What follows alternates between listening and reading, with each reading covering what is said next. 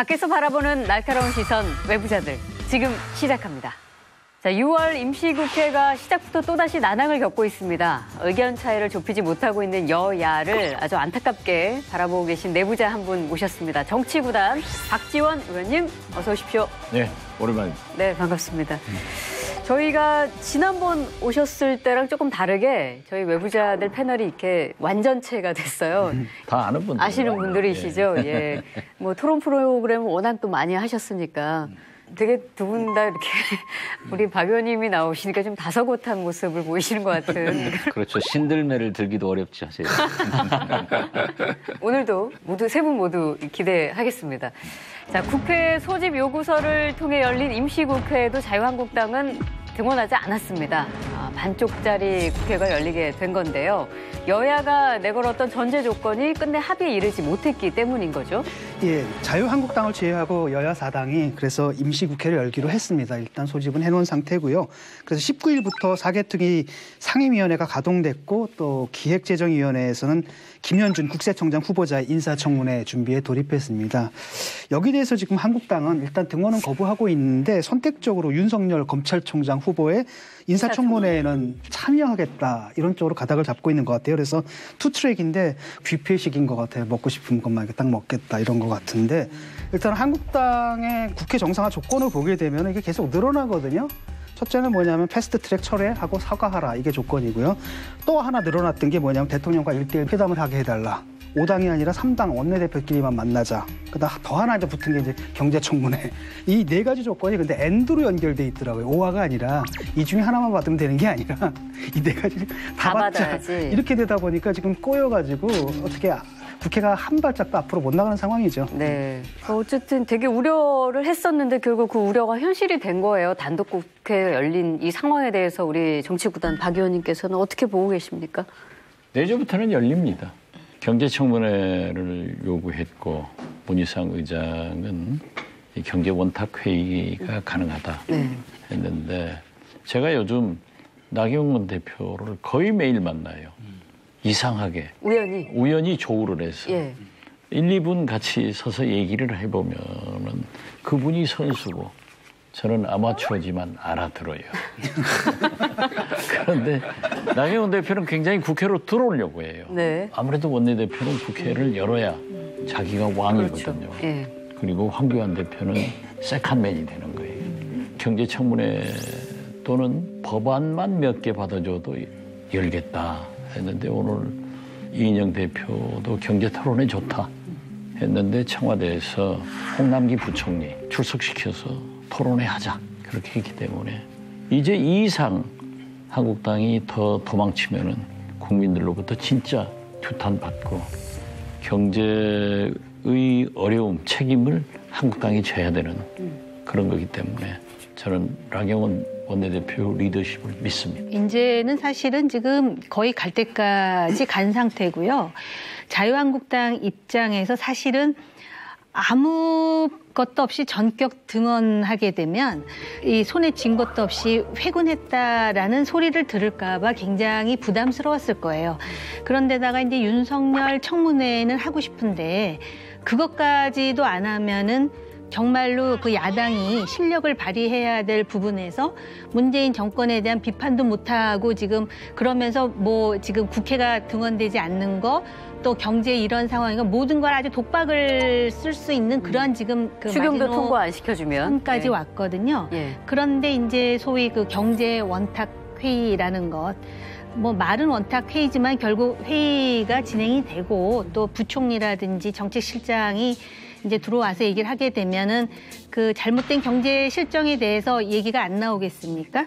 그런 상황이죠. 그래서 요번에 이제 이렇게 돼갖고 다음 주부터 정말 국회가 열린다면 자유한국당이 정말 잘해야 될 것 같아요. 그 토론회도 그렇고 그다음에 윤석열 청문회도 그렇고 정말 이렇게 핀셋으로 꼭 집어내도록 이게 바로 자유한국당이야라는 거를 보여주지 않으면 원탁 토론에 같이 끼어들어가지고 나중에 책임을 공동으로 질 수도 있는 상황이 오거든요. 그렇기 때문에 어쨌든 명분을 가지고 어찌 들어가야 될 상황인 것은 맞습니다. 정옥이 예. 의원이 없는 자유한국당은 잘할 수가 없어요. 진짜. 제가 그래서 박지원 의원님을 좋아하는 거예요. 아니 글쎄요. 저는 사람을 알아봐요. 그러세요? 우선은 밖에서 뭐 보이는 거는 어떤지 모르지만 등원하는 것이 맞다 하는 쪽으로 이미 정리는 돼 있는 상황이었거든요. 한국당에서, 그렇죠. 왜냐하면 뭐 장외 투쟁이라고 하는 건 한계가 있잖아요. 피로감도 있고 그리고 자기네 이제 지지층을 결집하는 효과는 있을지 모르지만 길어지면 말하자면 민생과 국회를 내팽개쳤다는 책임론에서 벗어날 수가 없고 그래서 마침 또 그런 대목에 참 감탄을 했는데 역시 우리 이럴 때 원로의 이 지혜가 발휘되는 거구나. 바로 원탁회의. 예. 역시 문희상 의장이 아니면 내기 어려운 참 묘안을 내셔서 서로 말하자면 중립지대에서 서로 타협할 수 있도록 해준 거잖아요. 왜냐? 이걸 누구도 반대하기 어려운 게 지금 여당에서도 뭐 경제 크게 잘못된 거 없는데 왜 그러냐고 지금 항변하고 있는 거 아니에요. 그러나 민생을 위해서 추경을 해달라는 것이고 이쪽은 또 거꾸로 지금 경제가 어려운데 지금 밑빠진 독에 물 붓기 식의 추경은 안 된다 하는 논리니까 거기 나와서 토론을 하면 되는 거예요, 서로. 그죠? 등원할 명분을 찾고 있었던 자유한국당이나 아니면 또 그래도 여당으로서 좀 성숙한 주도적인 국회 정상화 모습을 보이고 싶은 민주당 모두에게 아주 최적점의 카드를 만들어냈다. 투쟁을 벌이자고 하면 투쟁을 통해서 무엇을 획득할 것인지 투쟁의 목표를 분명하게 설정했어야 하고 따라서 무엇을 요구하는지를 정확하게 정리했어야 되는데 그러지 못했죠. 우선 패스트트랙을 강행해서 발생한 장외투쟁으로 국회가 문을 열지 못하고 오늘까지 이어져 왔는데 그렇다면 패스트트랙을 철회할 것을 요구하는 것을 핵심으로 할 것인지 아니면 또 다른 무엇이 있는 것인지를 분명하게 했어야 되는데 처음에는 패스트트랙 철회를 요구했다가 이제는 경제청문회를 들고 나왔거든요. 또 이것 때문에 국회가 또 계속 공전할 수밖에 없었잖아요. 그런데 이 문제가 타결지어져서 국회에 복귀한 것이 아니라 문희상 의장의 중재안 또 외교 안보에서 벌어진 최근의 사건들 이런 것들 때문에 들어가지 않을 수 없는 상황으로 내몰려 가면서 들어가게 된 것이기 때문에 전략 전술적 측면에서는 완전히 실패한 것이다. 저는 그렇게 생각합니다. 근데 이게 해석하기 나름인데요. 예. 오히려 자유한국당이 호기를 잡았다고 또 평가하는 측도 있어요. 그래서 그동안에 이제 투쟁을 했는데 오히려 우파 지지층들 사이에서는 투쟁력은 어느 정도 검증이 됐다. 근데 이제 중도로 외연을 확장해야 되는 상황에서 자꾸 나경원 원내대표가 자꾸 요구를 하게 되잖아요. 그러면 이제 명분을 달래는 얘기 사실은 현실적으로 필요하기도 하지만 명분을 달라 그러면 여당이 명분을 줍니까? 그러니까 아까 이수석께서 말씀하신 대로 지금 들어가서 할 게 되게 많아요. 경제뿐만이 아니라 목선 귀순도 그렇고요. 그다음에 지금 당장 청문회 있지 않습니까? 그래서 오히려 내 발로 들어가겠다 하면서 진격하는 모습으로 당당하게 들어가되 이 아까 이제 우리 진 의원 지적하셨듯이 그러면 경제 원탁 회의면 구체적으로 뭘 할 것인지를 좀 이렇게 구체화할 필요는 있죠. 네. 우리가 다 잘 되기를 바라는데 혹시 한국당 황교안 대표나 나경원 원내대표 등 의원들이 외부자들을 시청하면 국회가 안 열릴 것 같아요. 그러니까 비난하지 말고 잘 열도록 하자 이거죠. 그런데 달래려고 그래야지 자꾸 비난하면 안 되지. 야당의 가장 강력한 투쟁 장소는 국회예요.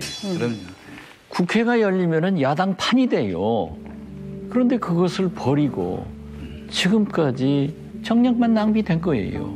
그리고 지금 국회를 버려서 아무리 황교안 대표가 악을 쓰고 다녀도 정부에서 대답 안 합니다. 대답 안 하면은 무효예요. 그래서 국회를 열어가지고 경제도, 목선 노후 기순도 다 따져야지. 네. 그리고 청문회도 해야 윤석열 청장 후보자의 모든 것이 드러난단 말이에요. 그러니까 국회가 열리게 하자. 나경원 원내대표는 인사청문회부터 이제 국회로 복귀 시동을 거는 반면에 또 황교안 대표는 민생행보 시즌2를 이어가고 있습니다. 정치권에서는 그래서 이 원내 협상 책임자인 나경원 대표가 당내 강경파에 끌려다니는 것이 아니냐 이런 지적도 나오고 있는데 어떻게 보십니까? 황교안 대표가 계속 가이드라인을 준 거잖아요. 패스트트랙 철회. 사과 없이는 국회 들어갈 수 없다는 가이드라인을 쳤는데 나경원 그 원내대표하고는 생각이 좀 결이 좀 많이 다른 것 같아요. 입장도 좀 다른 것 같고 또 황교안 대표가 그렇게 하드라인을 갖다 고집할 수 있는 것도 그 의원들의 구성 속에서 그 강경파들이 다수기 때문에 그런 부분이지 않습니까? 강경투쟁을 주장하는 분들은 이제 TK 쪽하고 약간 충남 일부라고 알고 있거든요. 그러니까 그분들 같은 경우에는 강경 지지 세력들을 묶어 세우는 데는 역시 강경투쟁밖에 없다. 그래서 우리가 만약에 조건 없이 들어가게 됐을 경우에 애써 결집해놓은 이 세력들을 갖다 잃어버리게 된다는 이런 게 좀 있는 것 같고 수도권에서는 이게 합리적인 모습을 보이지 않으면은 거기서는 낙선이니까 들어가자라고 하는 것 같고 근데 아시겠지만 한국당의 세력 분포다라는 게 아무래도 그 강경투쟁을 주도하는 분들이 다수이고 또 그 원내 당대표로서는 그 다수한테 좀 끌려다니는 측면이 있다고 보거든요. 지금 그 당내에도 이제는 원내로 등원해서 문제 제기를 해야 된다는 목소리가 굉장히 많지 않습니까? 뭐 장제원 의원뿐만이 아니라 친박진영이었던 뭐 윤상현 외통위원장도 그렇고 또 어떻게 보면 황교안 대표가 그렇게 말은 했지만 어찌됐든 명분이 있어서 들어가는 것이 지금 합리적일 수밖에 없는 그런 상황에서 과연 황교안 대표가 절대 안 돼? 이렇게 할 거라고 생각하지 그거를 않습니다. 알았는데 아니, 시즌 2를 들어가니까 그건요. 그 부분은 어떻게 보세요? 투탑 시스템인데 예. 뭐라 하더라도 국회의원은 지금 현재 국회가 안 열려가지고 2달이 넘으니까 입이 근질근질한 거예요.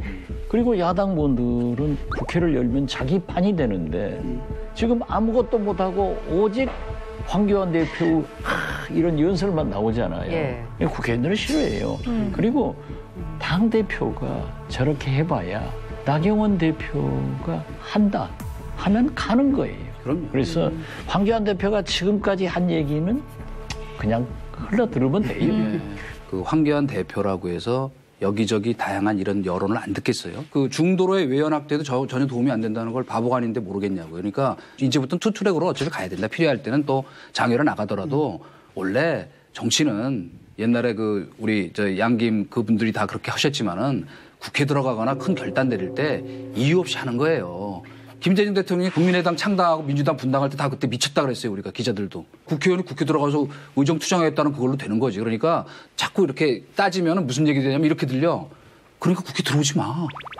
그러나 그거는 별로 지금 이 건강한 그 얘기가 아니다. 그리고 실제로 이미 내부적으로 방향을 정해놓고 있어요. 그렇기 때문에 그건 아마 그렇게 간다고 보는 게 맞을 겁니다. 이 장애투쟁의 세계적 선수는 김대중 대통령. 그렇지. 그러니까 항상 나갈 때는 입구를 정해놓고 가요. 전격적으로 하고 전격적으로 돌아버려요. 그럼. 이게 필요한 거예요. 그렇죠. 그런데 황교안 대표는 역시 아마추어라 약 3주 장애투쟁을 하면서 자기는 처음 시도해 보니까 굉장히 흥분된 거예요. 태극기 부대에다 뭐 자지 당원들 얼마나 동원시켰어요. 자기 막 이름 연호하고 뭐 그런데 그러니까. 거기까지가 좋았어요. 그때 들어왔었어야 되는 그리고 나서 이제부터 정책투쟁을 한다. 정책투쟁은 국회에서 해야지. 예. 광화문에 가서 이포보에서 해봐야 문재인 대통령도 국무총리도 아무도 답변 안 해요. 그때 들어왔으면은 황교안이 참 새로운 정치를 하는구나 하는데 그때도 계속하고 지금도 계속하니까 오히려 나경원 대표의 리더십이 훨씬 돋보였지만은 어떻게 됐든 들어온 것은 아주 한국당이 잘했으니까 두고 봐야죠. 아무튼 최근에 한국당 지도부 두고 뭐 이런 말이 있습니다. 그러니까 삼국시대 신라와 당나라의 나당연합군에 빗댄 표현이 있는데 나황연합군이라고요? 혹시 들어보셨습니까, 의원님? 나황연합군의 합을 어떻게 보십니까? 나경원 원내대표도 만나면은 그런 애로를 얘기하면서 그래도 황 대표가 있지 않느냐.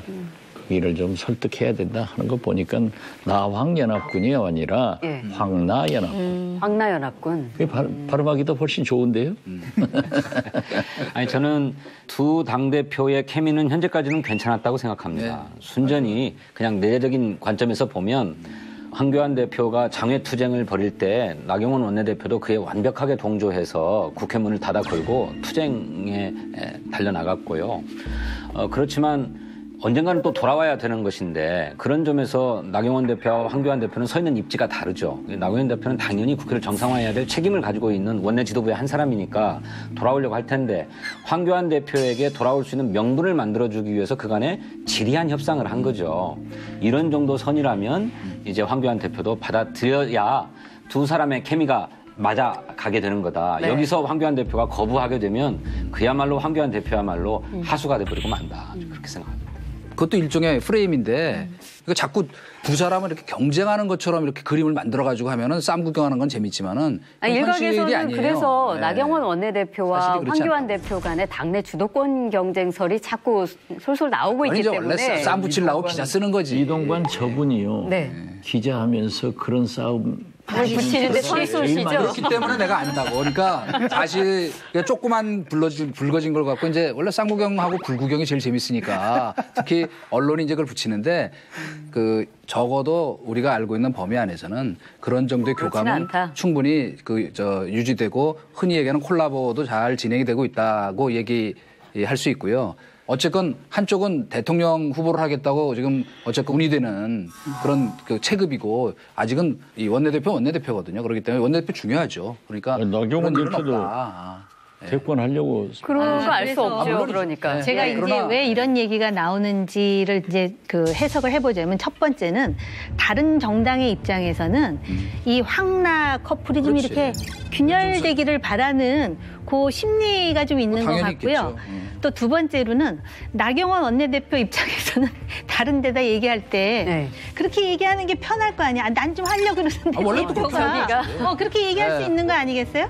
그다음에 세 번째로는 요거는 좀 아플 수도 있는데 당내의 황교안 대표의 당대표로서의 그립이 확 지금 휘어잡고 있는 상황은 아닐 수도 있다라는 해석이 가능해요. 예를 든다면 장제원 의원이 그러잖아요.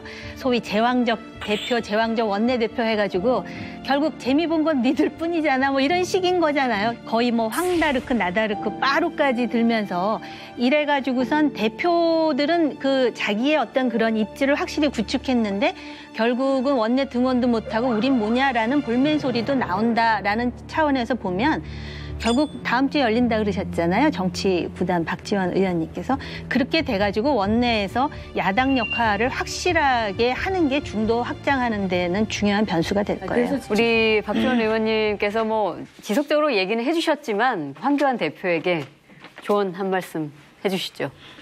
지금까지 잘 하셨는데 지금 그런 투쟁보다는 그래도 프랑스의 마크롱 대통령 이후 세계의 각 대통령, 총리들은 탈정치, 탈이념에서 민생과 개혁으로 다 집권을 해요.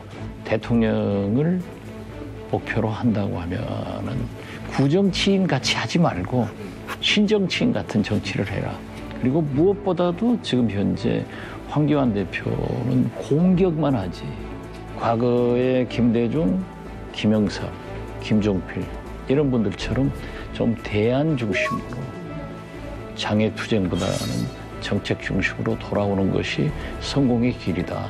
그리고 꼭 잘하셔야만이 문재인 대통령도 성공할 수 있다. 이렇게 저는 말씀드립니다. 네. 비핵화 시계가 다시 움직이기 시작한 걸까요? 북중 정상회담을 시작으로 G20 정상회의에서의 한중 정상회담, 그리고 이어서 한미 정상회담 일정까지 열흘 사이에 정말 빅 이벤트들이 쭉 기다리고 있습니다. 예, 28일과 29일 양일간 일본 오사카에서 G20 정상회의가 이제 열리죠. 그걸 계기로 미중 정상회담이 열리고요. 또 한중 정상회담도 예정돼 있습니다. 그리고 29일에는 트럼프 대통령이 한국을 방문해서 문재인 대통령과 정상회담을 가질 예정으로 되어 있고요. 노르웨이 오슬로 포럼에서 4차 남북 정상회담에 대해서 6월 말 트럼프 대통령의 방한 전에 이루어지는 것이 바람직하다고 발언을 했는데 네. 사실 이건 좀 물 건너갔다고 봐야 되겠죠. 물리적으로. 네, 물리적으로 좀 불가능한 것 같고 또 다른 한편으로는 시진핑이 북한을 방문해가지고 어떤 메시지를 전달했기 때문에 그 필요성도 좀 약간 떨어진 측면도 좀 있는 것 같습니다. 그 트럼프 후에는 방한 아마도 후에 회담이 열릴 가능성은 있을까요? 저는 가능성이 있다고 봅니다. 어떻게 됐든 슈퍼 10days 이 정상회담이 계속 이어지는데 과연 그 결과가 남북 정상회담으로 북미 정상회담으로 이어져야 반드시 좋은 일이 있을 것이다. 예. 이렇게 봅니다. 그러니까 희망을 담은 긍정적 시나리오 전망을 그러나 해주셨는데 저도 예.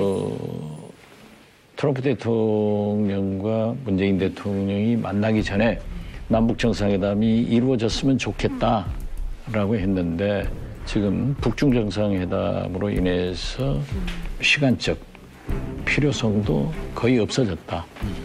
그렇기 때문에 차라리 트럼프 대통령에게 김정은 위원장의 메시지가 전달되고 그 내용을 문재인 대통령과 트럼프 대통령이 또 듣고 그러한 것들이 남북 정상회담으로 이어져서 트럼프 대통령의 뜻이 또 김정은 위원장한테 이어지는 그런 선순환이 될 것 같아요. 네.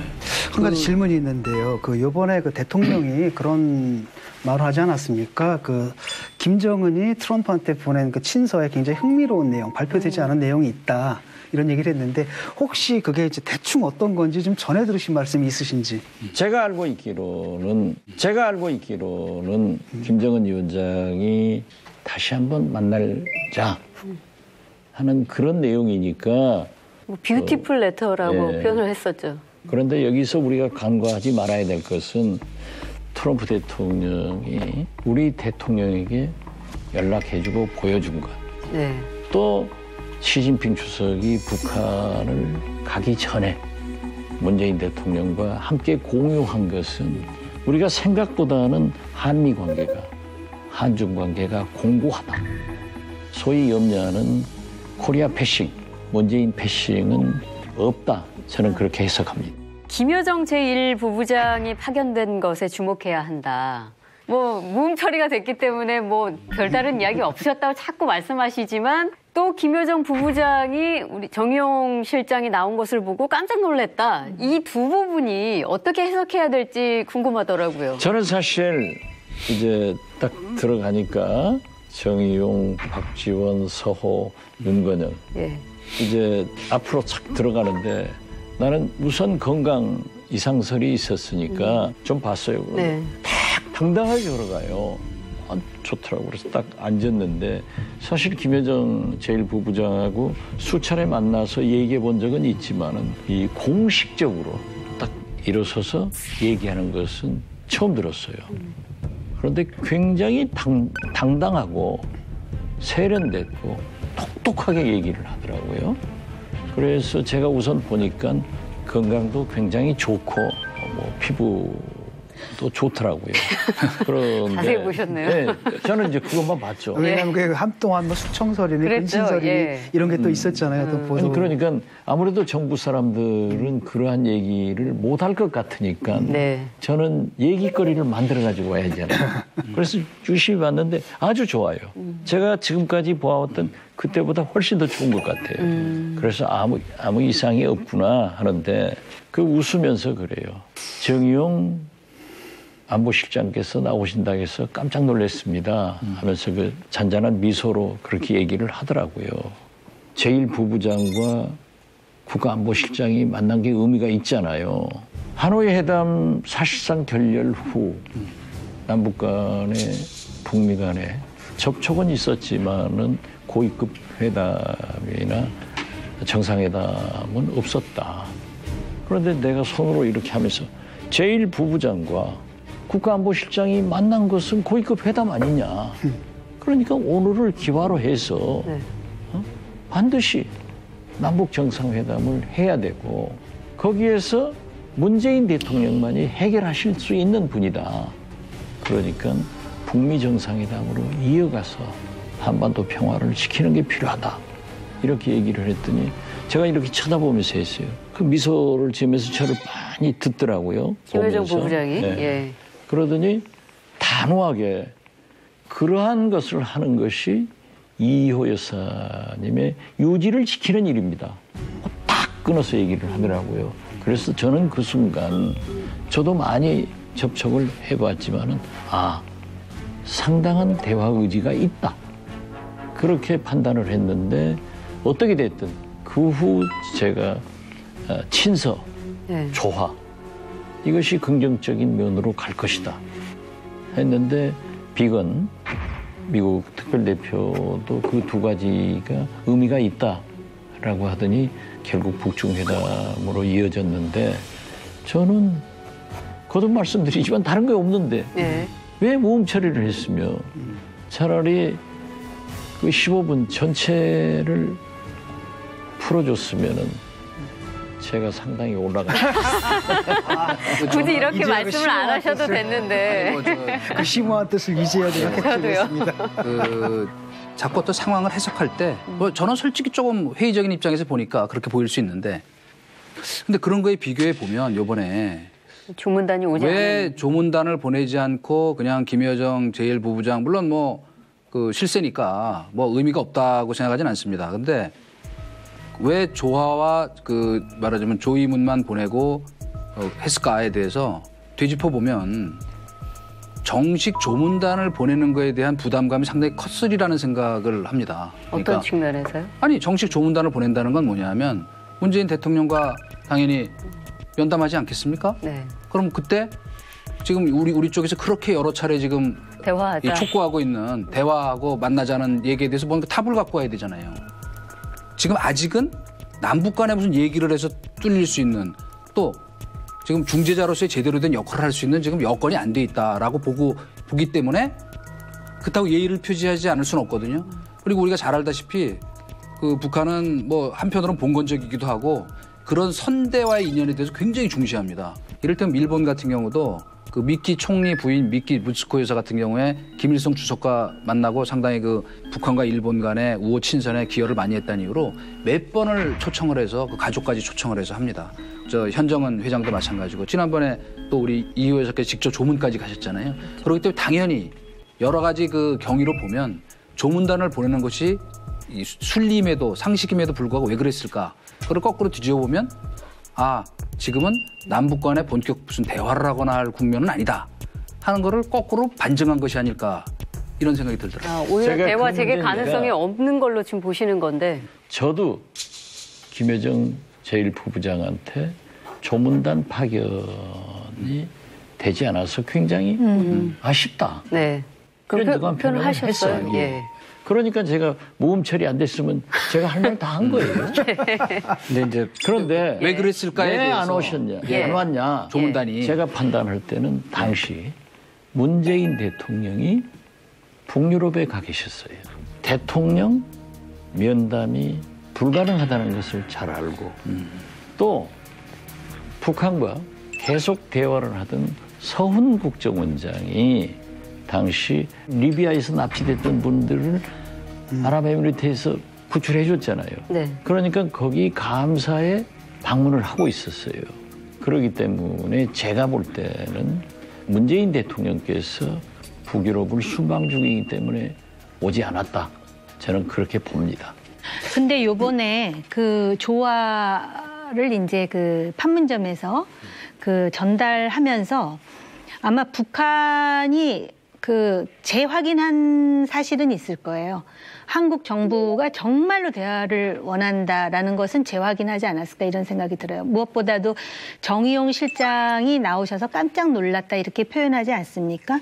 그 부분도 그렇고 지금 대북 인도주의 지원해서 영유아라든지 임산부입니까? 인도주의 지원을 한 지 얼마 안 됐는데 지금 쌀 지원을 지금 전격 결정하잖아요. 이런 부분에 대해서 그게 인도주의적 지원이었다 하더라도 북한에서는 한국 정부가 상당히 그 북한과의 정상회담을 지금 갈구하고 있다라는 부분에 대해서는 확인하는 계기가 되지 않았을까 이렇게 보고요. 저는 북한이 미국과의 정상회담을 원한다고 봐요. 그런데 과연 미국이 원하는가에 대해서는 우리가 상당히 신중해야 된다라고 생각을 하는데요. 단지 트럼프가 왜 이렇게 정치적 발언을 하느냐. 아까도 말씀드렸듯이 본인의 대선과도 관련이 있고 그리고 또 대북 대화에 대해서 트럼프는 서두르지 않겠다. 그러면서 요번에 중국과 그 북한이 정상회담 하는데 뜬금없이 러시아 금융회사에 대해서 제재를 가해요. 그렇기 때문에 방북 맞춰서 또 그렇습니다. 그렇게 된 그러니까 거죠? 북한에 대한 미국의 대북 정책을 단선적으로 보면 우리가 실수할 수 있어요. 그래서 굉장히 신중해야 된다라고 말씀을 드리고 지금 아까 싶습니다. 뭐 여러 가지 지적할 수 있어요. 그러나 북한에서 우리가 대화를 원하고 있다, 갈구하고 있다. 그거 확인하면 좋은 거 아니에요? 대화해서 잘 돼야지. 그럼 대화하지 말아요? 김정은 위원장은 더 대화를 갈구하니까 트럼프 대통령한테 그런 친서를 보내는 거예요. 김정은 위원장도 이 이상 못 기다리는 거예요.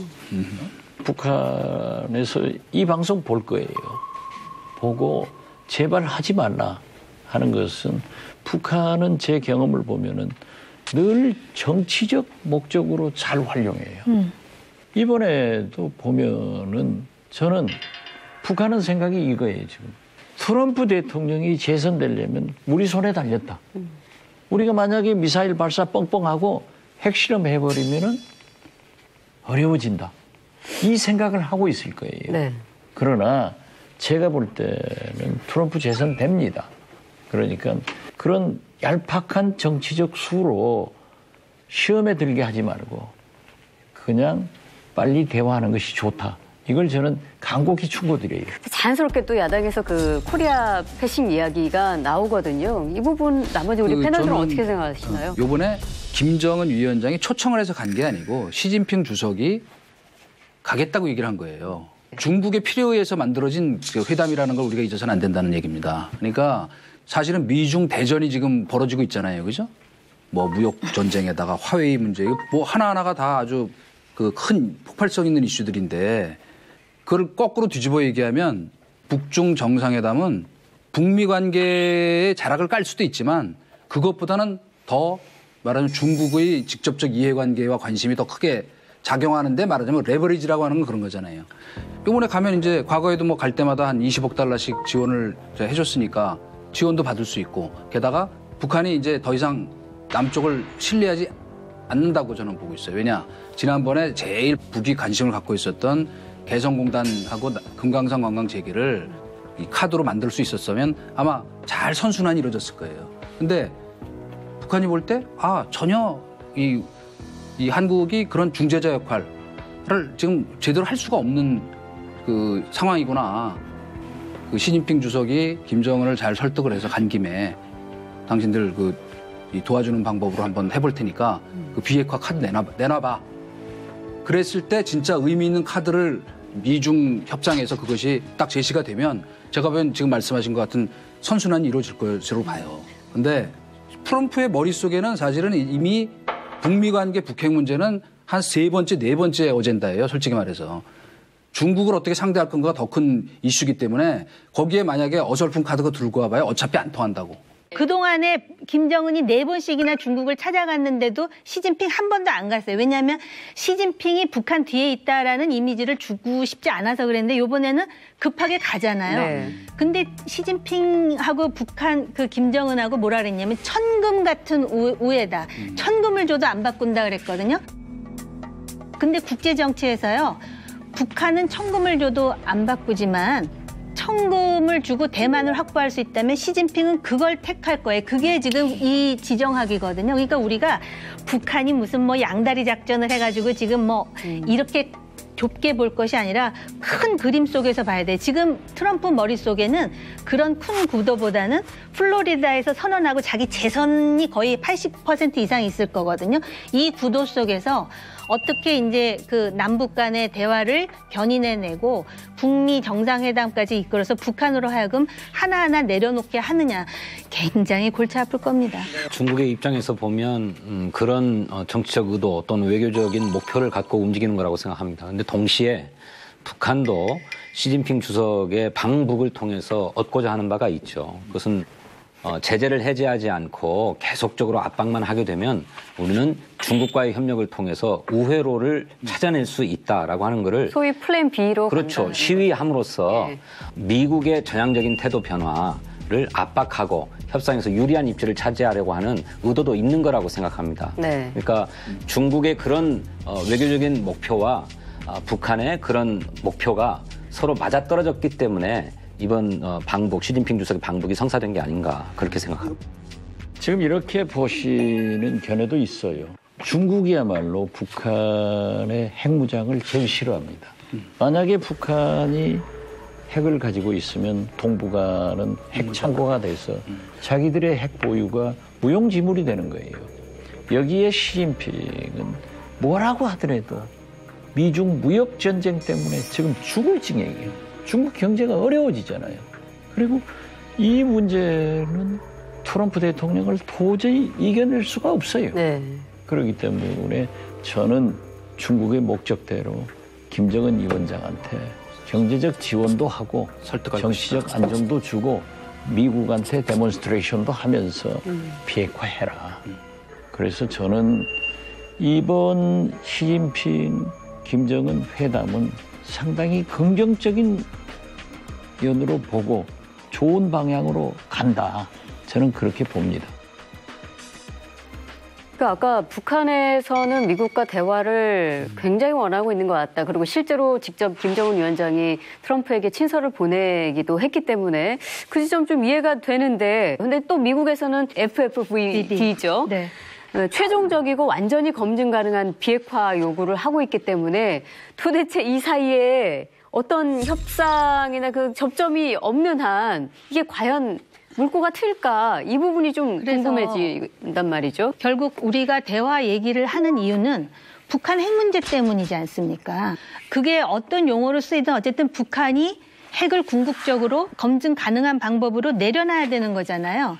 그러려면은 북한 스스로가 최종 목적지는 그런데 중간 단계로서 뭐 영변이 됐든 영변 플러스 알파가 됐든 이런 것에 대해서 협상을 해야 되지 않습니까? 예, 예. 그러니까 그 부분을 한국이 해야 될 역할도 있어요. 그렇게 되면 북한은 이렇게 생각할 수도 있지 않겠습니까? 결국 한국 정부는 내년 총선도 있고 대화가 갈급하다 보니까 여러 가지로 북한에 대해서 이러한 입장을 취하는 것이 아닌가라고 생각을 한다면 네. 그동안의 북한의 협상이 뭡니까? 핵 문제와 관련해서 북한이 항상 급부를 요구하지 않습니까? 그러니까 북한의 몸값이 커질 수 있는 그런 가능성도 있기 때문에 그런 부분에서 우리가 좀 신중해야 되는 거 아니냐 그 말씀을 드린 거예요. 지금 그 다음 주부터 그야말로 이 한반도를 중심으로 해서 슈퍼위크죠, 그죠? 이 슈퍼위크에서 중요한 것 중에 하나는 뭐냐면 일본에서 G20 정상회담이 열리는데 지금 한일 정상회담은 현재로선 없어요. 이거는 정말로 외교 실정이 아니라 사실 굉장히 무욕적인 일이거든요. 왜? 원래 G20라는 게 뭐냐면 대륙을 한 번씩 바꿔가면서 하는 거예요. 그러니까 일본이 개최한다고 하지만 사실은 한중일이 어떻게 보면 같은 그 공동 그 주최한다는 그런 기분으로 해야 되는 게 맞거든요. 굉장히 중요한 파트너인데 그런 일이 생겼다는 것. G20에서 아베 총리가 문재인 대통령과 회담을 하지 않을 것이다. 네. 이건 일본이 주최국이에요. 네. 한일 정상회담을 하지 않으면은 아베 총리가 일본이 외교로서 굉장히 태보한 잘못된 거예요. 그러한 결례를 아베 수상이 범해서는 안 된다. 그리고 한일 정상회담은 반드시 있을 것이다. 그렇게 저는 하고요. 트럼프 대통령이 지금부터 32년 전부터 내가 대통령 출마하겠다. 그리고 일관된 메시지가 똑같은 게 북한 문제, 무역 역조 문제, 그리고 방위비 문제에 대해서 똑같더라고요. 32년 전 메시지와 지금 똑같아. 미국의 심리학자 또 정치학 교수들이 이제 분석을 하면서 얘기하는데 그런 성격이 멘탈이 김정은과 거의 비슷하다는 거예요. 그래서 트럼프니까 김정은이니까 비핵화 협상이 가능하다. 예. 이런 결론을 내리더라고요. 저도 제발 그렇게 되기를 바랍니다. 그 말씀 들으니까 일단 이 방송이 일본에서도 좀 방송이 됐으면 좋겠다는 생각 하나 하고 그다음에 그 트럼프 김정은 있잖아요. 그 말씀이 일리가 있는데 그렇기 때문에 김정은이 이 트럼프 재선이 될지 안 될지 모르니까 지금 해야 된다라는 말씀을 꼭 그래요. 예, 맞아요. 네. 북한에서도 아까 외부자들 볼 수 있을 거라 그러셨잖아요. 북한에서는 우리 한국 방송 다 모니터링 합니다. 네. 하죠. 심지어 김정은 위원장도 저를 만나가지고 장관 선생은 TV에서 자꾸 뵀는데 또 여기서 뵈니까 한다. 그런 얘기를, 예. 그런데 한국 가수들은 노래는 안 부르고 뛰어만 다닌다. 그런데 댄스 뮤직이 나올 이 때. 북한의 저는 우리 한국 사정을 우리보다 더 잘 압니다. 그리고 철저하게 모니터해서 보고할 것은 다 해요. 그렇기 때문에 외부자들도 채널A도 다 북한에서 모니터링하고 시청한다. 네. 이렇게 보면 되고요. 그래서 이 방송을 혹시 보고 있을 김 위원장에게 한 말씀 해주십시오. 슈퍼위크를 지금 아주 긴장되게 지내고 있을 테니까. 이것을 모니터링해서 김정은 위원장께 보고하실 대남 일꾼. 이 슈퍼 10데이스. 이 기회를 놓치면 어렵습니다. 절대 김정은 위원장이 판단 잘해서 빨리 남북 정상회담하고 북미 정상회담으로 이어져서 당신들이 바라는 그런 경제 발전을 위해서도 비핵화 길로 가야 된다. 이렇게 말씀드립니다. 네. 자, 뭐 또 내주부터는 국회 정상화도 된다고 얘기해 주셨기 때문에 국회에서 또 활약을 기대하겠습니다. 오늘 고맙습니다. 네, 감사합니다. 네. 신임 검찰총장 후보자에 대한 관심이 뜨겁습니다. 4명의 후보자 중에 문재인 대통령의 원픽은 바로 윤석열 서울중앙지검장이었는데요. 윤석열 후보자 어떤 분인지 궁금합니다. 그래서 이분과 이야기 나눠보겠습니다. 검사 출신 민주평화당 이용주 의원님 어서 오십시오. 예, 안녕하십니까. 이용주 의원입니다. 네, 반갑습니다.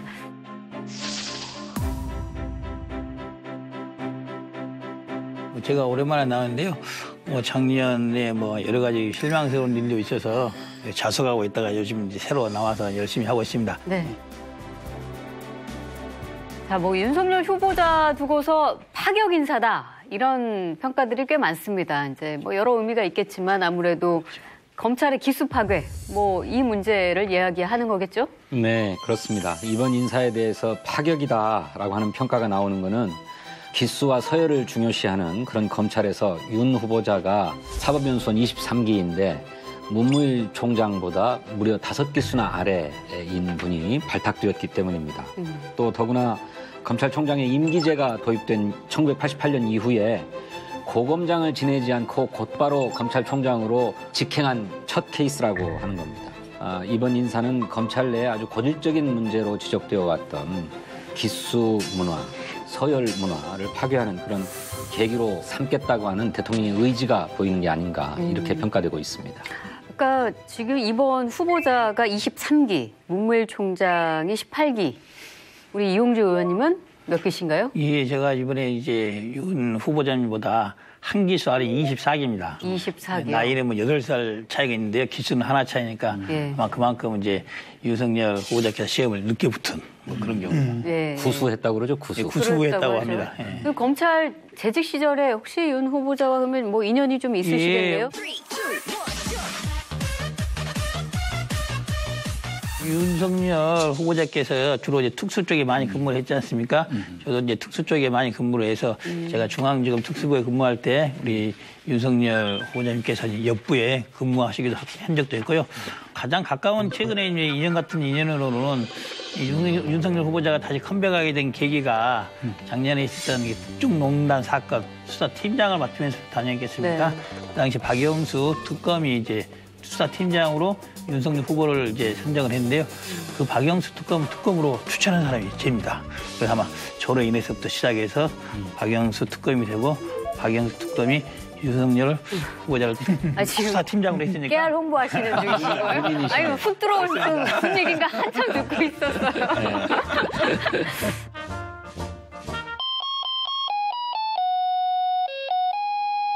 검찰들 사이에서 평가는 어떻습니까? 후배들은 굉장히 잘 따르고 또 선배들의 경우도 윤석열 총장 후보자가 훨씬 나이가 많기 때문에 맞습니다. 그냥 쉽게 형이라고 이렇게 부르면서 네. 잘 지냈다는 얘기가 있더라고요. 일단 이제 검찰 내부에서는 두루 평이 좋습니다. 기수가 높은 선배들 간에 후배들 간에 전부 다 평이 좋았습니다. 이제 후배들 같은 경우에는 윤석열 후보자께서 이제 고참 검사 아니겠습니까? 같은 평검사 하면서도 부장이나 차장 검사장의 수사 지휘 같은 거 할 때도 같이 동료들, 후보들 편에 서주기도 하고 이런 면에서도 좋았고요. 특히나 정원 대선개 관련 사건에서 어려운 자리에 있으면서 어려운 사건을 도맡아 했고 그 당시에 사실 중앙지검 특수 1부장이라는 자리는 가만히 있어도 앞으로 승진이 보장되어 있는 자리입니다. 가만히 있어도 검사장 갈 수 있는 자리인데도 불구하고도 원칙대로 검사의 길을 지켰다. 네. 그걸로 인해 손해를 봤다. 그렇기 때문에 많은 후배들이 저런 검사 있어야 된다 이런 생각을 해서 많이 따르는 편이죠. 별명이 뭐 대윤, 한 번 물면 끝까지 수사한다. 대윤이라고 하는 윤석열 총장 그리고 이제 후보자죠. 예. 소윤, 윤대 그때 대윤, 소윤은 윤석열 검사장님이 조금 더 등치가 큽니다. 그래서 그래서 붙이는 건가요? 윤대진 이제 검찰국장이 조금 엄청 쳐서 대윤, 소윤 그렇게 나눈 겁니다. 물리적 크기였구나. 물리적 그 크기였습니다. 얘기는 예. 처음 들었습니다.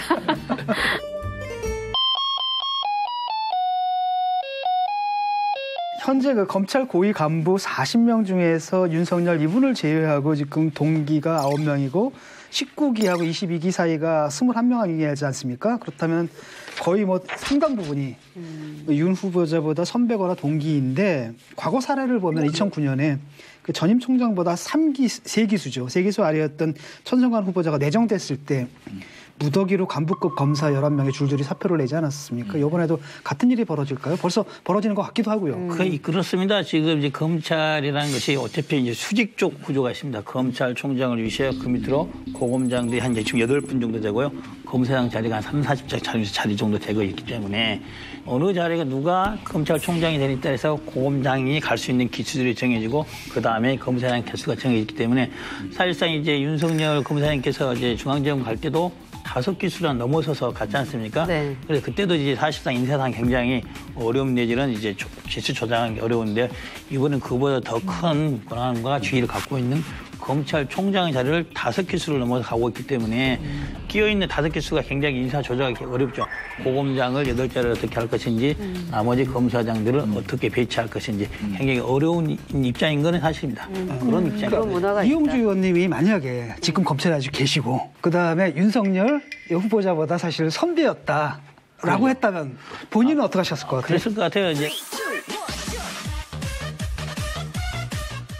라고 했다면 본인은 어떻게 하셨을 것 같아요? 그랬을 것 같아요. 이제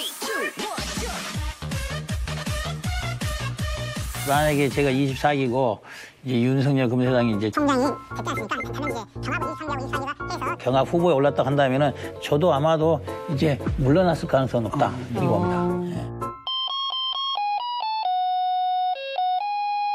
제일 문제가 되는 게 이를테면 지휘자로 임명되었고 그 자리에서 역할을 한다 그러면 아무리 선배라 하더라도 하급자에 있으면 후배의 지위를 받을 수 있어야 되는데 검찰은 그 지위를 못 받겠다라고 하는 거잖아요. 그런 건 아니고요. 검찰이 예전에는 거의 이제 비슷한 시점에서 학교에 대학교에서 공부를 하고 연수원도 비슷하게 다니고 근무 기간도 거의 일정하게 가기 때문에 기수를 넘어서서 승진이라든지 발탁 같은 거는 검찰 내부에서 좀 드물었습니다. 설령 발탁을 하더라도 한두 기수 정도 차이 정도 이 정도의 기수인데 5기수를 넘어서 총장을 후보자를 내정을 하게 되면은 그 밑에 있는 사람들이 이제 다르게 되죠. 특히 이제 지휘를 할 상황이 오면은 뭐 A안을 할지 B안을 할지 누구의 의견을 우선시할 것인지에 대한 경우에 있어서 이제 선배라든지 후배라든지 기수가 앞에 있는 사람이 의견을 내게 되면 그걸 또 전혀 무시 못하는 것이 생길 수가 있는데 수사라든지 이런 중요한 부분에 있어서는 다양한 의견이 나와서 수사를 좀 더 속도감 있게 힘을 실어줘서 하는 그런 상황이 필요한데 그럴 때 좀 문제가 생기는 경우들이 왕왕 있어서 지휘권의 우선순위 문제에서 굉장히 좀 어려운 곤란한 부분들이 있어서 좀 이제 지휘를 하는 사람이나 지휘를 받는 사람 입장에서 좀 껄끄러운 부분이 좀 생기는 거죠. 그게 검사 동일체 원칙 아니에요? 그렇죠. 검사 동일체 원칙이라고 할 수도 있고요. 수사에 있어서의 상하 관계라든지 또 지휘 관계가 있기 때문에 그럴 수가 있는 것 같아요. 그래서 그 한 가지만 간단하게 질문을 드리겠는데 이 검사 동일체 원칙이라는 게 우리나라에만 있는 일련의 그 문화입니까? 아니면은 다른 나라의 사례도 있습니까? 검사 동일체 원칙이란 예전에는 검찰청법에 있었는데 지금 법률상으로는 폐지가 됐습니다. 없어졌어요. 다른 나라에도 이제 일반적인 조직 원리에 관한 거죠. 상급자가 말하는 거에 대해서는 따른다. 이 정도의 원칙이 있는데 우리나라는 그게 이제 법상으로 상명하복이라고 법에 명확히 나와 있어서 이제 그것이 이제 강제된 듯한 그리고 그것을 어기게 되면은 이제 뭐 징계들 검토하기도 하는 그런 상황이 돼서 이제 문제가 됐던 것이고요. 근데 예를 들어가지고 2002년에 그 히딩크 감독이 왔을 때 한국 대표팀에 오자마자 제일 먼저 없앤 게 선배 후배 관계를 없앴잖아요. 그랬을 때 엄청난 팀워크가 살아났단 말이죠.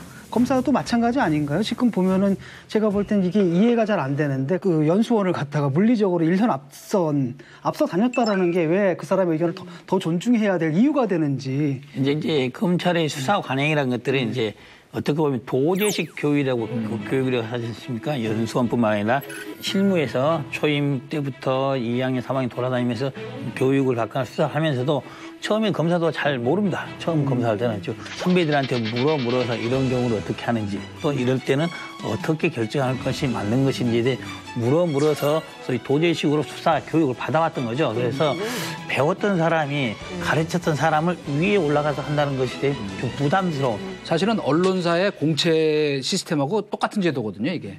언론사가 도제 시스템을 특히 착하고 있기 때문에 어릴 때부터 예를 들면 기사 취재하는 방법, 기사 쓰는 법부터 가르치고 수사 가르치는 거하고 똑같아요. 시보를 하면서 그 배운 분을 평생 뭐 멘토 비슷하게 모시고 그런 과정에서 이를테면 뭐 자기보다 앞서서 후배가 무슨 편집국장이 되든가 하면 과거에는 신문사도 다 간뒀어요. 간뒀다는 건 뭐냐면 편집국 라인에서 다 비켰다고. 근데 지금은 이제 뭐 세상이 좀 바뀌고 기수 문화보다는 그래도 이제는 어떤 자리에서 무슨 일을 하느냐. 또 전문 기자도 늘어나고. 이제는 이제 많이 사라졌죠. 기수 문화들이 상당히 완화가 되고 있는 겁니다. 사실상 예전 같은 경우는 한 기수만 차이 나더라도 사표를 쭈르륵 냈었어요. 근데 요즘은 한 두세 기수 정도까지 조금 느슨하게 운영되고 있는 거죠. 근데 5기수가 차이 난다. 그러면은 좀 다른 문제일 수 있는 거예요? 수가 있는 겁니다. 그래서 실제로 지금 검찰 내부는 어떤지. 그래서 이제 결국에는 이제 결국 19기, 20기, 21기, 22기가 문제되는 거 아니겠습니까? 예전 같으면은 23기인 동기들도 다 옷을 벗었을 거라 생각하는데 지금은 아무도 23기가 동기 중에 검찰총장이 나왔다 하더라도 다 옷 벗겠다 생각하는 사람은 없을 거예요. 없을 것이고 나머지는 21기, 22기 중에 그중에 일부는 그대로 남아서 고검장이라든지 검사장이 남아서 같이 일을 할 수 있고 그중에 일부는 또 좀 사표를 나갈 수 있고 단지 이제 19기나 20기 같은 경우에는 이번에 윤석열 후보자랑 같이 이제 총장 후보자로 올랐던 주축이기 때문에 아마도 19기, 20기까지는 전부 다 이제 사표를 내지 않을까. 그리고 이제 사표를 내신 봉욱 차장님이라든지 김호수 차관 그분들을 또 저랑 같이 근무해 잘 아시는 분들입니다. 아쉬운 것들은 그분들도 굉장히 검찰에서 유능하고 어떻게 보면 그분 중에 검찰총장 해서 잘했을 거예요. 하지만 지금 시점에서 대통령께서 검찰에 바라는 것이 조직의 안정이라는 것보다는 검찰의 개혁이라든지 쇄신을 바라는 국민들의 뜻에 따라서 하는 것이죠. 그런 대통령의 의중이 실린 인사인 거죠. 그것을 일부에서는 뭐 코드 인사라고 뭐 볼 수도 있으나 그런 인사라고 한다면은 받아들여야 되지 않을까라는 그런 생각을 합니다. 우리 검찰 개혁의 핵심적 과제라고 하면 이른바 검찰의 수사권을 자의적으로 행사하는 것을 막는 것. 결과적으로 그거는 권력의 눈치를 봐서 권력의 시녀가 되는 검찰을 막겠다라고 하는 것도 저는 이른바 기수를 파괴하고 검사장이든 또는 고검장이든 이런 분들이 때로는 검찰총장보다 후배이기도 하고 또는 선배이기도 하고 이렇게 해서 각각이 독립적인 어떤 수사 주체로서 수사 논리에 입각해서 수사하도록 하는 것이 앞으로의 검찰개혁의 큰 방향이 아니겠는가. 저는 그렇게 생각합니다. 뭐 전체적으로 이제 검찰 개혁을 일단 이번 인사의 그 명분으로 얘기했죠. 청와대에서. 문제는 뭐냐면 진보 정권이든 보수 정권이든 검찰 개혁의 핵심이 뭐냐? 권력이 검찰에 개입하는 그 끈을 놓는 거예요. 근데 제가 보기에는 그렇다면 이를테면 인사가 갖고 있는 그 상징성은 뭐냐면 우리 코드에 맞는 사람이면 이 무리하지만 밀어붙인다. 아, 권력의 코드에 맞으면 저렇게 뭐 나쁘게 벼락 출세도 할 수 있구나 하는 메시지로도 충분히 받아들일 수 있다. 절대로 어떤 고위직에 개인적인 어떤 그 이 원한이나 보복 심리를 가진 사람을 기용하면 저는 안 된다고 보거든요. 왜냐? 이번 정부 들어서 지금 특별감찰관 하다가 박근혜 대통령 때 속된 말로 물 먹은 이석수 특별감찰관을 국정원 기조실장에 발탁했죠. 이건 사실은 밑도 끝도 없는 인사였어요. 그 박근혜 대통령이 참 나쁜 사람이라고 얘기했던 노태강 국장 다시 여기서 차관으로 발탁한 건 뭐 그건 또 있을 수 있다고 쳐요. 그건 관료니까. 그러나 이분의 이런 그 말하자면 급속한 급상승 청문회 과정에 다뤄지겠지만 굉장히 사실은 조직의 안정을 뭐 해쳤다 이런 거 이전에 검찰 개혁이라고 얘기하기에는 조금 무리수다. 실제로 여론조사를 봐도 지금 국민의 50%가 잘한 선택이었다라고 대답을 하고 있거든요. 사실은 그렇잖아요. 정권에서 정말로 자기 입맛에 드는 그런 칼을 고르려고 했다가 한다면 이런 사람보다는 차라리 우병우 같은 사람들, 예를 들어 기회주의적인 사람이나 아니 권력지향적인 사람을 골랐을 거라는 거예요. 그렇다면 정말 충성을 다해가지고 칼을 휘둘러 주겠죠. 그런데 이분이 어떤 분이냐면 황교안 박근혜 체제 내에서도 이분이 계속 자기 원칙을 지켰단 말이죠. 그런데 그런 분이라면 문재인 정권 체제 내에서도 자기 원칙을 지킬 가능성이 가장 큰 분이라고 봅니다. 그러니까 그런 점에서 보면 대통령은 뭐 이를테면 적폐에 대한 수사 또 과거 기득권과 특권 반칙에 행해졌던 것에 대해서 일소하겠다라고 하는 의지를 보인 것임에 틀림이 없죠. 근데 또 동시에는 내부에 대한 강력한 경종을 울리자는 뜻도 있는 거라고 생각해요. 그러니까 윤석열에 걸리면 여당이라고 해서 안 봐준다 하는 것이죠. 이제 집권 후반기에 들어가게 되는데 대통령의 장악력이나 통제력이 떨어지고 또 이른바 참모들 가운데 측근 실세들 가운데 사익을 추구하려고 하는 사람들이 나타날 수 있는데 그 부분에 대해서 절대로 용납하지 않겠다라고 하는 강력한 사인을 보내는 것이기도 하다. 그런 점에서 그동안에 뭐 코드 수사를 해왔지 않았느냐 뭐 이렇게 얘기하시는 것은 좀 과한 우려가 아닌가. 아니 그래서 그 말씀 들으니까 생각나는 게 지금 민주당 내에서도 되게 반대했었대요. 마지막까지. 저는 그래서 그랬잖아요. 그런 논란에도 불구하고 지금 역사적으로 중요한 시점이기 때문에 개혁의 아이콘이 됐으면 하는 생각이 있어요. 과거에 안희정, 강금원, 또 노무현 대통령 딸까지도 외환관리법 위반을 해갖고 이게 윤석열이었다는 거예요. 네. 그리고 더군다나 요번에 총장이 되면 문재인 대통령하고 임기를 같이 가요.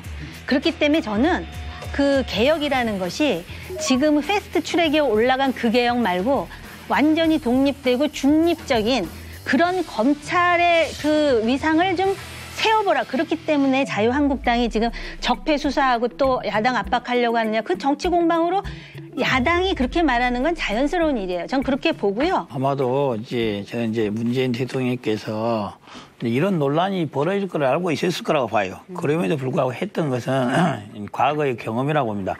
예전에 노무현 정부 시절에 검찰 개혁을 그렇게 하려고 했는데 실패했던 것은 소위 정권의 편 내지는 정권의 뜻을 받아들여서 검찰 개혁을 하겠다는 사람을 확보를 못했다는 게 실수라고 보신 거죠. 그래서 지금 이 문재인 정부가 원하고 있는 국민들이 바라고 있는 그것을 받아들여서 할 사람이 누구이냐.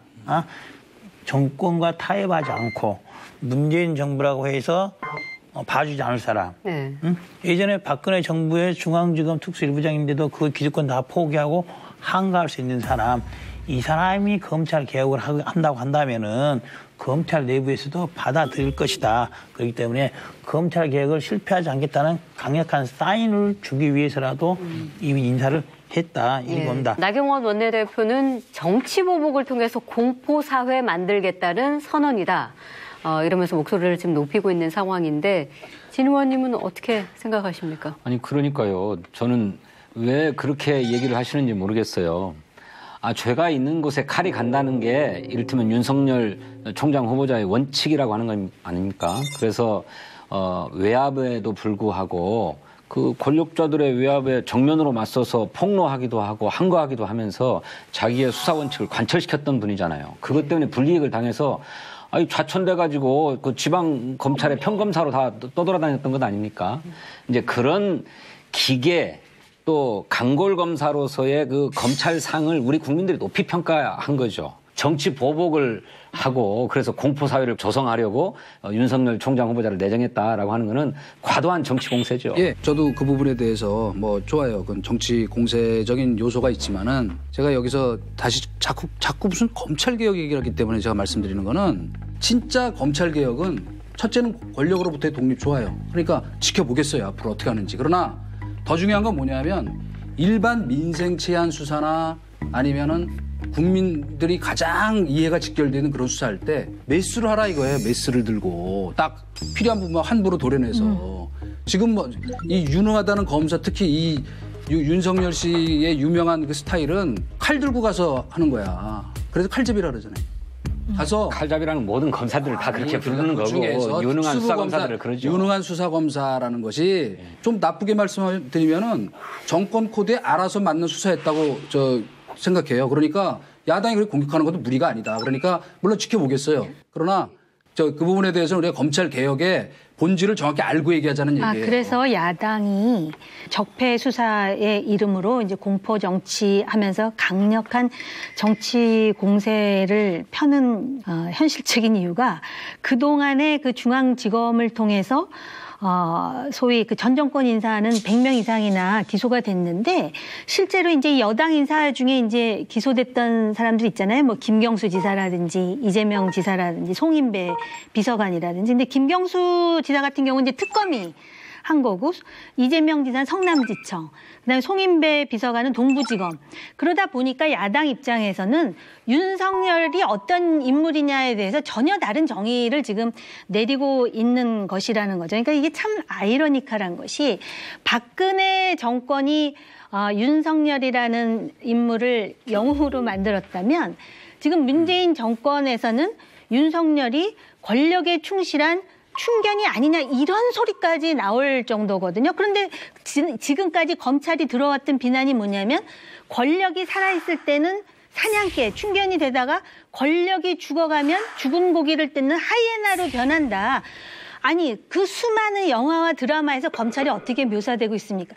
그럼에도 불구하고 저는 윤석열에 대한 기대를 가지고 있어요. 다른 부분 하나는 아까 말한 대로 검찰은 스스로는 열심히 하고 있다고 하나 과잉 수사라든지 수사의 적절성이라든지 이런 부분에 대해서는 비난받고 있는 부분들이 많은 부분이 있어요. 그런데 그것을 누구보다 잘 많은 비난을 받아봤던 사람이 누구냐면은 윤석열 후보자일 거라고 봐요. 그래서 특수수사에 있어서의 발동권을 어떻게 제한할 것인지 특수수사의 범위를 대폭 어떻게 줄일 것인지는 다른 사람보다 윤석열 후보자가 저는 가장 잘 알 것이고 그 부분이 그런 의견을 냈다고 한다면 검찰 내부에서 받아들일 거라고 봐요.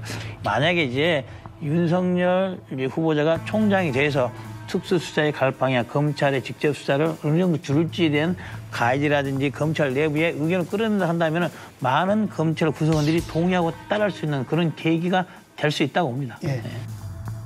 한편 뭐 이번 인사에 대해서 황교안 대표는 검찰의 중립성과 독립성이 지켜져야 한다면서 인사의 원칙이 지켜지기 바란다라는 정도의 반응을 보였는데 이 황교안 대표하고 윤석열 후보자 간에 뭐 또 악연이 또 재조명되고 있더라고요.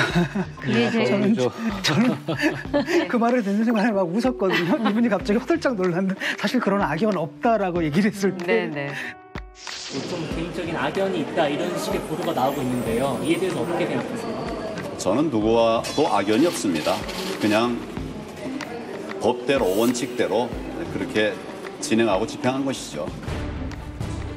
윤석열 후보자는 2013년 국정원 댓글 사건에 대한 수사 외압을 폭로하면서 당시 황교안 법무장관을 거론합니다. 황교안 법무부 장관하고도 관계가 있는 얘기죠? 무관하지는 않다고 생각합니다. 그렇습니다. 여당인 새누리당은 하극상, 항명사태라며 비난했고 황 장관은 유감을 나타냈습니다.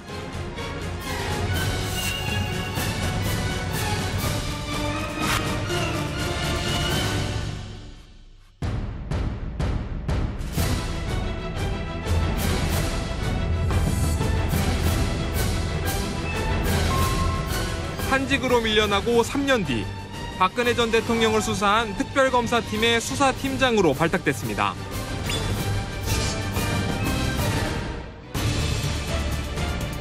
두 사람은 인사청문을 받아야 하는 검찰총장 후보자와 검증을 맡은 야당 대표로 또 다른 인연을 시작합니다. 많은 사람들은 악연이 있다라고 얘기하는데 본인은 없다라고 얘기하니까 그게 굉장히 이번 청문회 또 관전 포인트 중에 하나라고 봐요. 사실 이번 청문회가 윤석열 청문회지만 또 여당의 연들 가만히 있겠습니까? 당시 또 그걸 물고 늘어지겠죠. 그래서 분명히 또 그 내용을 아마 캐물을 겁니다. 윤석열, 황교안 반반 청문회가 될 것이다. 황교안 대표가 자기는 악연이 없다라고 얘기를 했는데 저는 아니 바로 그게 악연이 아니고 뭔가 이런 생각이 들어요. 2013년 6월입니다. 국정원 댓글 사건을 수사하는 수사 책임자가 바로 그 윤석열 후보자였어요. 열심히 수사를 하고 있는데 본인의 직속 상관인 서울중앙지검장이 야 야당 도와줄 일 있냐 살살 해 이렇게 얘기했다는 거고 그 위에는 법무부 장관이 수사를 보고받고 계속 의견을 제시했다는 거잖아요. 그러니까 황교안 대표도 합법적으로 검찰총장으로서 사건 경과를 보고받고 의견을 제시했을 뿐이다라고 얘기를 하고 있는데 그 의견 제시가 곧 일선 수사검사한테는 외압이고 압력으로 느껴지는 겁니다. 그런데 수사 좀 그만해라 살살 해라라고 하는 거니까 당연히 부당한 의견 진술이죠. 이것을 국정감사에 나와서 거짓 증언하면 처벌받는 겁니다. 국정감사에 나와서 본인이 증언했어요. 네. 외압이 있었다. 저는 이 부분에서는 악연이죠, 이게 악연. 우리 황교안 대표에 대해서 매우 비판적이에요. 뭐냐면 아니 내가 법무장관이기 때문에 수사지휘권을 갖고 있는 사람인데 내가 보기엔 너무 지나치게 그런 수사를 하거든요. 이게 원래 전공이에요, 이 윤석열이라는 사람의. 그러니까 우리가 생생히 기억하지만 2005년에 북한에 가서 김일성 찬양하는 얘기를 한 강정구 그 교수에 대해서 불구속 수사라고 천정배 그 당시 법무장관이 헌정사상 처음으로 수사지휘권 행사해서 김종빈 총장이 그만두셨죠. 12명이라고 만뒀어요. 그건 무슨 말이냐면 거꾸로 수사지휘권을 행사할 수 있는 의견 제시를 할 수 있는 거는 법무장관이 내 권한이에요. 권능이야. 그것이 부당하고 안 한 것은 나중에 어쨌든 밝혀지면 돼요. 그것이 공직선거법 위반을 적용하는 것이 당시 상황에서 적절한 거냐 무리한 수사였냐 하는 거는 별개로 하더라도 법무장관의 의견 제시는 외압이 아니에요. 직권을 갖고 있는 권능을 갖고 있는 사람이 밑에다가 얘기하는 게 왜 외압입니까 그게. 진짜 외압은 뭐냐 하면 지금 대통령이 하고 있는 거예요. 뭐 버닝썬을 수사해라. 기무사를 특별 수사해라. 그것이 외압이에요. 바로. 철저하게 수사하라는 것이 왜 외압입니까? 수사하지 말라는 게 외압이죠. 잠시만요. 아까 이성님의 질문을. 하라는 게 외압이지. 잘못된 것을 철저하게 수사하라는 것이. 대답을 좀 드리겠습니다. 그러니까 잠시만요. 내가 이 말을 마무리할래. 대통령이 수사지휘권을 갖고 있는 법무장관인 것처럼 사사건건 하나하나 개입해서 하는 그것이 검찰권에 대한 지나친 관여지 법무장관이 수사지휘권 행사하는 게 왜 외압이냐 이거예요. 내 말은. 황교안이 당시 법무장관이 있었을 당시에 공직선거법 위반 부분을 이제 기소가 되어 있는데 공소장을 변경하는 부분 이게 가장 크게 두 개 부딪혔었어요. 결국 그거는 국정법 위반이 아니라 결국 대선의 정당성을 문제 삼을 수 있는 것도 비화될 수 있었기 때문에 수사팀에서 일정한 중앙지검장을 거치고 대검을 거쳐서 의견을 법무부 장관에 갔습니다. 실제로. 제가 알기로도 장관이 결재를 안 하는 거예요. 가타부타 말을 안 하는 거예요. 아무 말을 이래라 저래라 홀딩하고 있는 거예요. 네. 그래서 수사팀에서는 그냥 결재 없이 공소장을 변경해버린 사안인 걸로 알고 있습니다.